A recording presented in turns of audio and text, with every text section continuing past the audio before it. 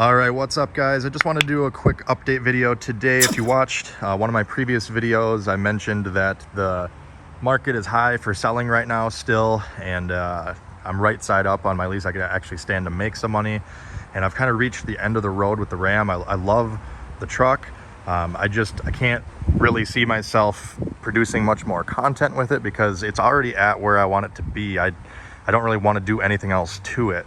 And as I said, as I love the truck, overall very nice truck. I would keep it, but it's, you know, the payments are pretty expensive on it, and I would rather get something that I can produce content with the channel. Also, I don't need a truck like this per se. I just need something that on occasion I can tow and haul with, something that's cheaper and will get the job done. So I have my replacement eventually.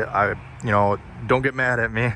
I do have a few more videos planned for the Ram. I would say at least 3 more on that, possibly more, but it's gonna be going up for sale here shortly, probably within the next month or so. And the replacement is right here. It's an 03 Silverado.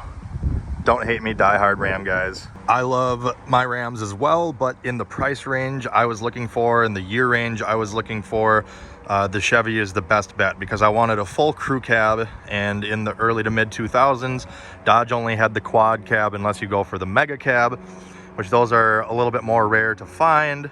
This is a 1500 HD, which features the 6-liter V8 Vortec with the 4L80 transmission, which is better than the 4L60 found in the normal half-ton 1500s.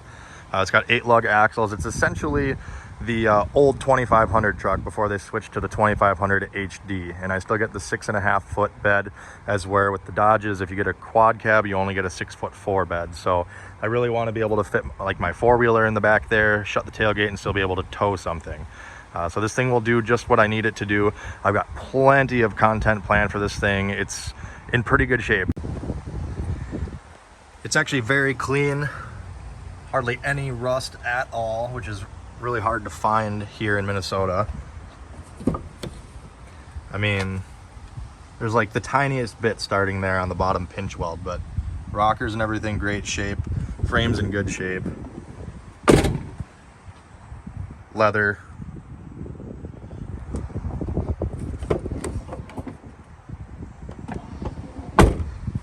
So like I said, lots of plans for this thing, gonna be a lot of content on it. And you know, like I said, there's nothing wrong with the Ram. It's just for the price range and the year range I was going for, and the cab configuration and bed size, it was just the best choice for me.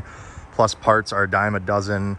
Plenty of these still on the road. They're very reliable powertrains. So I might even be doing like a cam or something in this. So we're gonna get a little bit more carried away on that than we did with the Ram. The Ram, it's just at a good place right now. I could do something crazy like a 6-inch lift in 37s or whatever, and but there's no practicality for me to have a truck that big and still be functional and used as a daily driver, especially with gas prices going up. So the plan is more to get the truck and project truck / tow truck, hauling truck, to use on occasion and not daily it, and then get something a little bit better on gas for a daily.